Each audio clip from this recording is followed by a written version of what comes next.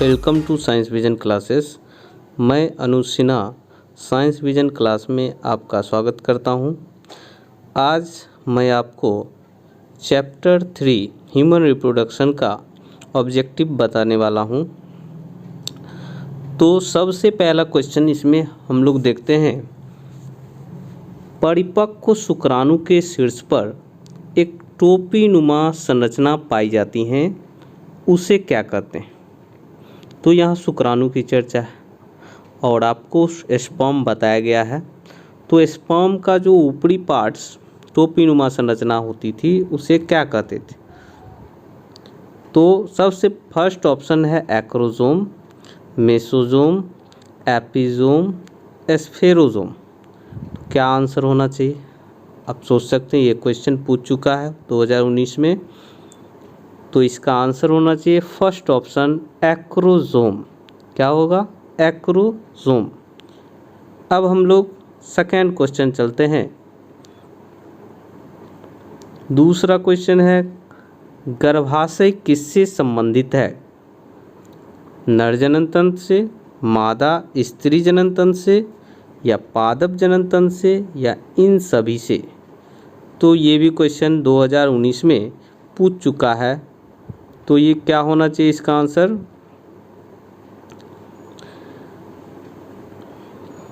ये गर्भाशय तो आप जानते हैं कि फीमेल रिप्रोडक्टिव सिस्टम में पाया जाता है। तो इसका आंसर क्या होगा, बी नंबर, मादा या स्त्री जनन तंत्र से। चलते हैं अब नेक्स्ट क्वेश्चन की ओर। तीसरा क्वेश्चन है, एक स्वस्थ महिला के पूरे जीवन काल में उत्पन्न कुल अंडों की संख्या होती है। तो फर्स्ट ऑप्शन है 4000, सेकेंड ऑप्शन 400, थर्ड ऑप्शन 40 और फोर्थ 365। तो क्या होना चाहिए आंसर। तो आप जानते हैं कि किसी भी फीमेल्स में एग की बनने की क्रिया जो है वह कह सकते हैं 10 to 12 से शुरू होता है।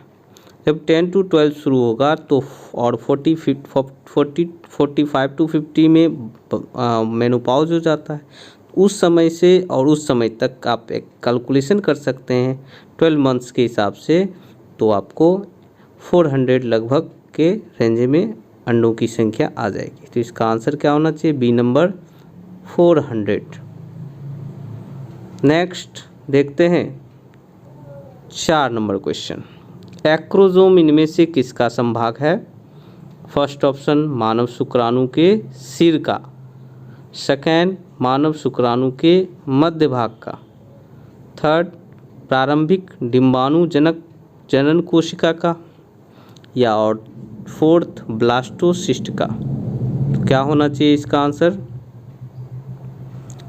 तो इसका आंसर होगा मानव शुक्राणु के सिर का। फर्स्ट ऑप्शन इसका आंसर होगा। नेक्स्ट चलते हैं हम लोग 5वें क्वेश्चन की ओर।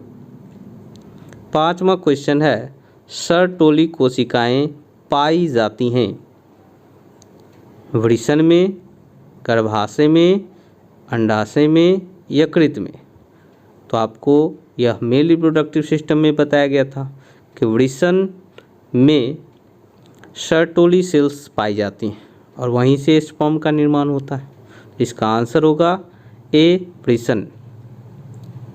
अब आते हैं हम लोग 6ठे क्वेश्चन की ओर।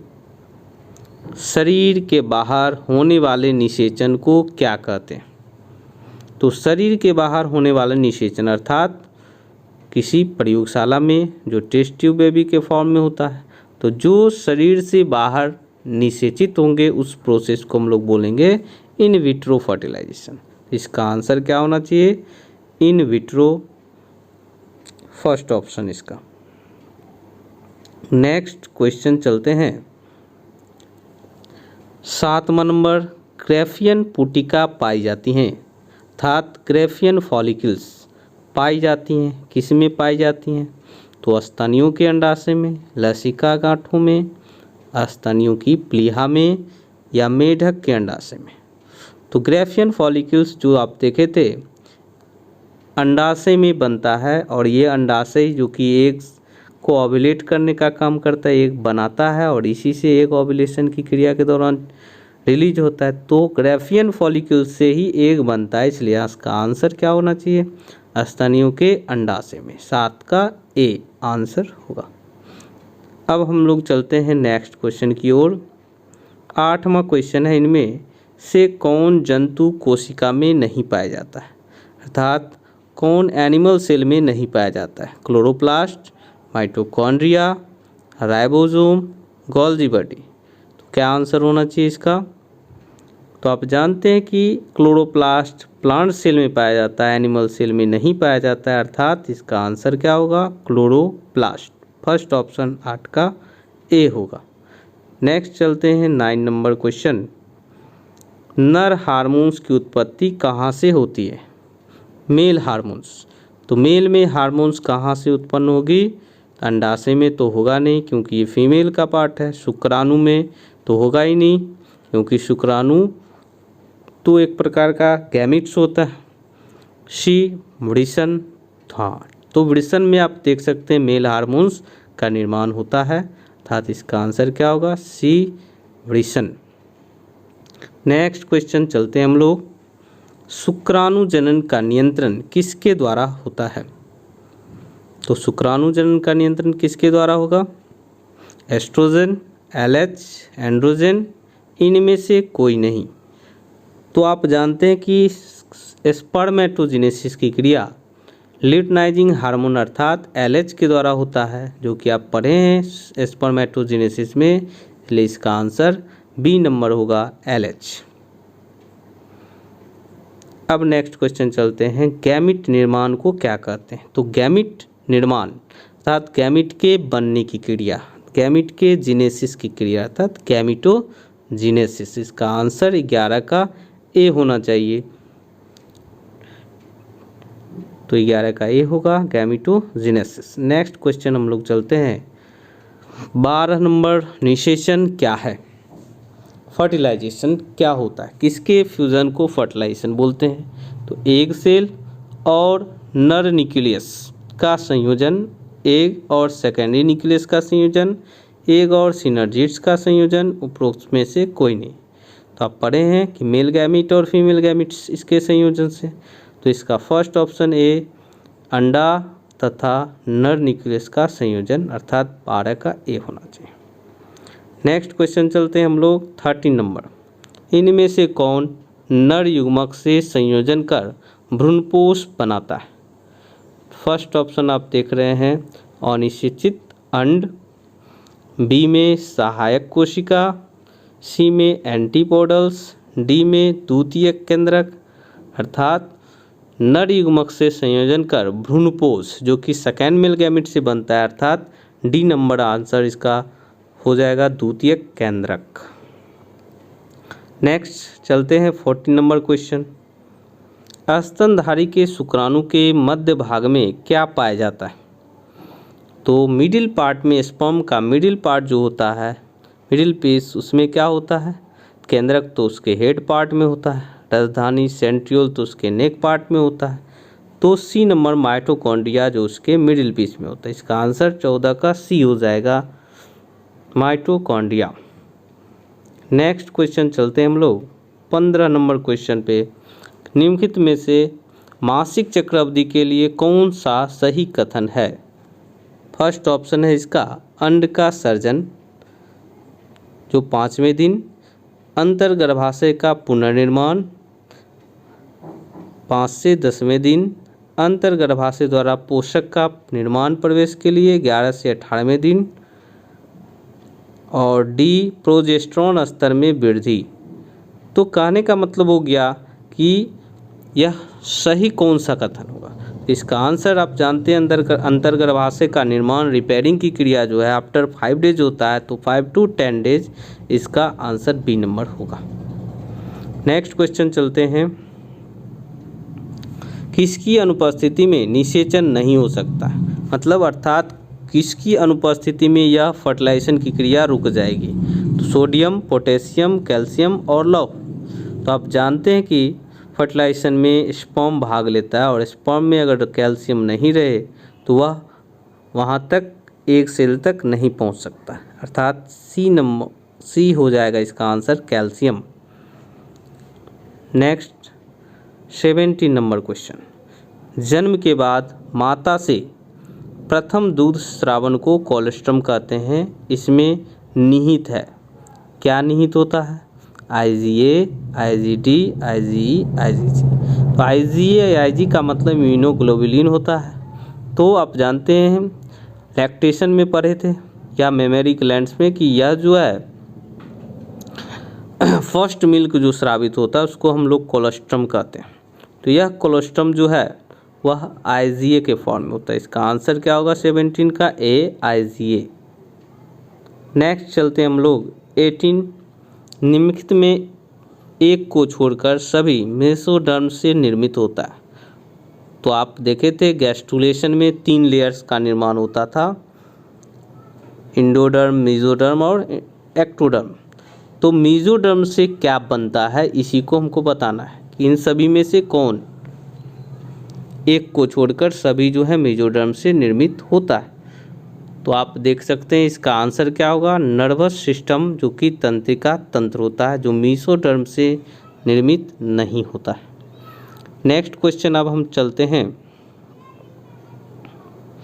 हीमोकोरियल प्लेसेंटा पाया जाता है। हीमोकोरियल तो प्लेसेंटा तो आप जानते हैं, लेकिन हीमोकोरियल प्लेसेंटा किस में होता है ये जानना जरूरी है। तो हीमोकोरियल जो प्लेसेंटा पाया जाता है ये मनुष्य में ही पाया जाता है। मनुष्य में पाए जाने वाले प्लेसेंटा को हम लोग हीमोकोरियल प्लेसेंटा कहते हैं। तो इसका आंसर डी होगा, मनुष्य। नेक्स्ट चलते हैं 20 नंबर क्वेश्चन, किसके भ्रूण में परजीवी की तरह पोषण होता है? पक्षी में, उभयचर में, सरीसृप में, स्तनधारी में। तो इसका आंसर क्या होगा समझ के बता सकते हैं कि किसके भ्रूण में परजीवी की तरह पोषण होता है। तो इसका आंसर मेमेल्स होगा, क्योंकि मेमेल्स के ही एम्ब्रियो में परजीवी की तरह पोषण अर्थात माँ के शरीर में रहकर यह पोषण ग्रहण करता है, इसलिए मेमेल्स होगा। नेक्स्ट क्वेश्चन हम लोग चलते हैं, गर्भाशय से डेसिडुआ बाहर कब आता है? जिसको पत्निका कहते हैं डेसिडुआ को। तो यूटेरस से कब यह बाहर आता है? तो आप ऑप्शन देख सकते हैं इसका, शिशु के जन्म के साथ ही, या शिशु के जन्म के बाद, या शिशु जन्म से पहले, या मासिक प्रवाह के समय। तो आपको बताया गया था किस समय, पास्चुरेशन की क्रिया में, कि डेसिडुआ भी बाहर आता है। तो ये आफ्टर पास्चुरेशन, जन्म शिशु जन्म के पश्चात यह डेसिडुआ भी बाहर आ जाता है। तो इसका आंसर बी नंबर होगा, शिशु जन्म के बाद।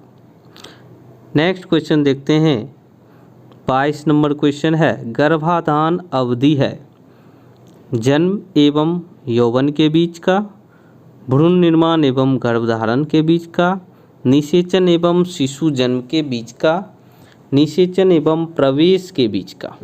तो गर्भाधान गेस्टेशन पीरियड किस समय की अवधि का है? तो आप देख के समझ सकते हैं यह फर्टिलाइजेशन और शिशु जन्म के बीच के समय को कहते हैं हम लोग। एक फर्टिलाइज हुआ, फिर उससे धीरे धीरे ग्रोथ हुआ, एम्ब्रियो, फिटस, फिर चाइल्ड और फिर बर्थ हुआ। तो ये सारा जो है प्रोसेस, इसके बीच की जो अवधि होगी यही गर्भाधान अवधि होती है। अर्थात इसका आंसर क्या होगा, सी, निषेचन एवं शिशु जन्म के बीच का। नेक्स्ट चलते हैं 23 नंबर क्वेश्चन, मनुष्य में गर्भाधान की अवधि दिनों में है, कितने दिनों में होती है गर्भाधान की अवधि? तो आप जानते हैं कि 9 months equal to 9 to 30 equal to 270 days. ऐसे मैक्सिमम किसी कहीं कहीं आप पढ़िएगा 280 भी रहता है, लेकिन ऑप्शन के हिसाब से इसे हम क्या मारेंगे? तो ऑप्शन के हिसाब से इसका आंसर होगा 270, अर्थात डी नंबर ऑप्शन। नेक्स्ट चलते हैं हम लोग 24 नंबर क्वेश्चन है, ग्रीवास जिसको सर्विक्स बोलते हैं, गर्भाशय की जो शीर्ष होता है पार्ट उसको सर्विक्स बोलते हैं, किस में पाया जाता है? अब सर्विक्स की बात कर रहे हैं तो यह कहाँ पाया जाएगा? मेल में तो होता है नहीं, तो फीमेल में ही। और फीमेल में कहाँ? वृक्क, फैलोपियन ट्यूब, गर्भाशय के शरीर एवं योनि के बीच, और एपिडिडमिस में। तो एपिडिडमिस तो यूटेरस कह सकते हैं, फीमेल रिप्रोडक्टिव पार्ट्स ये है। फैलोपियन ट्यूब, वृक्क, ये तो नहीं होगा।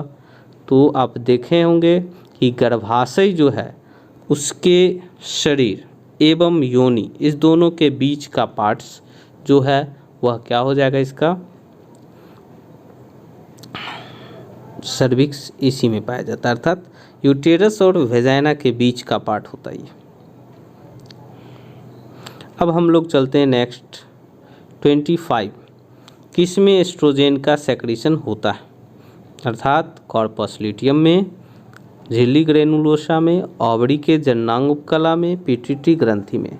तो एस्ट्रोजेन और प्रोजेस्टेरोन का सेक्रेशन आपको बताया गया था कि यह स्पेशली यूटेरस में पाए जाना, अर्थात मतलब कह सकते हैं ओवरी से होता है। तो ओवरी में कॉर्पस ल्यूटियम बनता है और कॉर्पस ल्यूटियम ही एस्ट्रोजेन और प्रोजेस्टेरोन हार्मोन का सेक्रेशन करता है। तो इसका आंसर क्या होना चाहिए? इसका आंसर स्पेशली यहाँ झिल्ली ग्रेनुलोसा से सेक्रेट होने की का बात हो रहा है।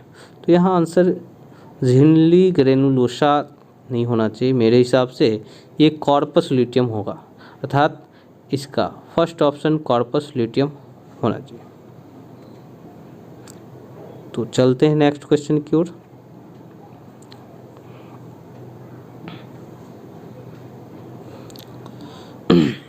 गर्भाशय का तात्पर्य सर्जरी द्वारा विस्थापन है, अर्थात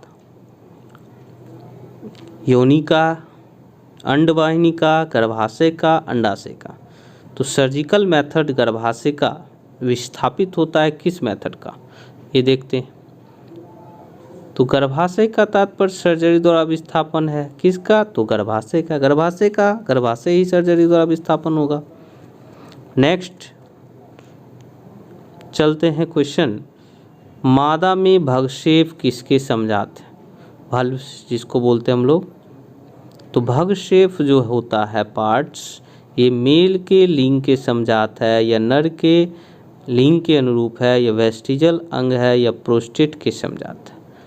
तो इसका आंसर क्या होना चाहिए? आप भगशेप देखे थे क्लाइटोरिस के रूप में, तो यह नर के लिंग के समजात अंग होता है। फर्स्ट ऑप्शन इसका हो जाएगा ए, नर के लिंग के समजात। नेक्स्ट क्वेश्चन देखते हैं हम लोग, दुग्ध ग्रंथि किसका रूपांतरण? तो आपको बताया गया था कि मेमरी ग्लैंड जो होता है, जिसको मिल्क ग्लैंड्स बोलते हैं हम लोग, यह स्वेट ग्लैंड्स का मॉडिफाइड रूप होता है, अर्थात इसका आंसर क्या होना चाहिए? बी, स्वेद ग्रंथि। स्वेट ग्लैंड्स का मतलब पसीने की ग्रंथि या स्वेद ग्रंथि। नेक्स्ट क्वेश्चन चलते हैं हम लोग, अंडाशय से निकलने पर मानव अंडे में निहित होते हैं, एक वाई गुणसूत्र होता है, 2 एक्स गुणसूत्र होता है, 1 एक्स गुणसूत्र होता है, एक्स वाई गुणसूत्र होता है। तो आप जानते हैं कि फीमेल के एक सेल में जो भी क्रोमोसोम्स होंगे यह दोनों एक्स गुणसूत्र ही होंगे, अर्थात इसका आंसर क्या होना चाहिए? अंडाशय से निकलने पर मानव अंडे में निहित होते हैं एक्स गुणसूत्र ही, अर्थात इसका 2 एक्स गुणसूत्र ही आंसर होगा।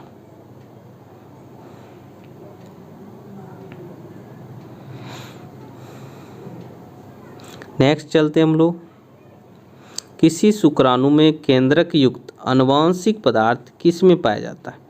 तो केंद्रक युक्त आनुवांशिक पदार्थ शुक्राणु पढ़े हैं, शुक्राणु के किस पार्ट में केंद्रक युक्त आनुवांशिक पदार्थ होता है?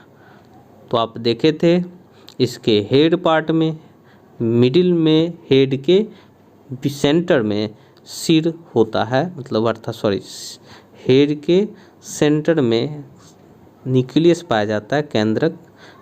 तो यही क्वेश्चन है जो कि जेनेटिक मटेरियल होता है। तो इसका आंसर 30 का क्या हो जाएगा?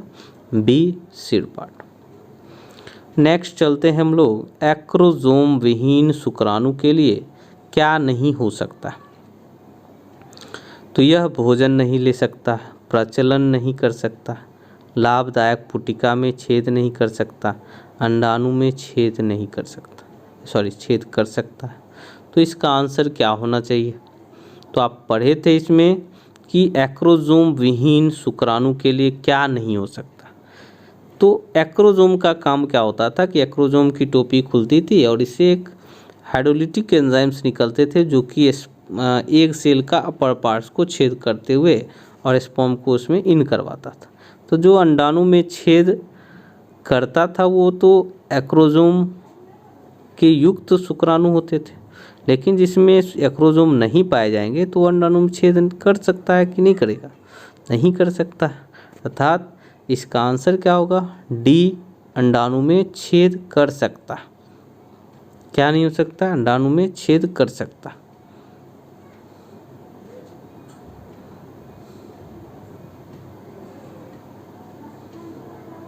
तो आंसर डी हो जाएगा इसका। नेक्स्ट चलते हम लोग। एक प्राथमिक शुक्राणु कोशिका है द्विगुणित, एक गुणित, त्रिगुणित, बहुगुणित। तो प्राइमरी जो स्पर्म सेल्स होते हैं ये क्या होते हैं? द्विगुणित होते हैं। ये तो आप जानते हैं कि स्पर्म से स्टार्टिंग में तो द्विगुणित होता है, बाद में उसके सेल्स जब डिवीजन करेंगे तो वह फिर द्विगुणित से अगुणित हो जाते हैं, अर्थात एक गुणित। तो नेक्स्ट इसका आंसर क्या हो जाएगा? 32 का ए हो जाएगा, द्विगुणित। नेक्स्ट क्वेश्चन चलते हैं। एक्रोजोम का निर्माण किससे होता है? तो आप पढ़े हैं एक्रोजोम्स किसका बना होता है, किससे बनता है? सेंट्रियोल से कि माइटोकॉन्ड्रिया से कि केंद्रक से कि गोल्जी बॉडी से? तो इसका आंसर आप जानते होंगे, इसका आंसर गोल्जी बॉडी होगा। गोल्जी बॉडी का ही बना हुआ पार्ट्स होता है।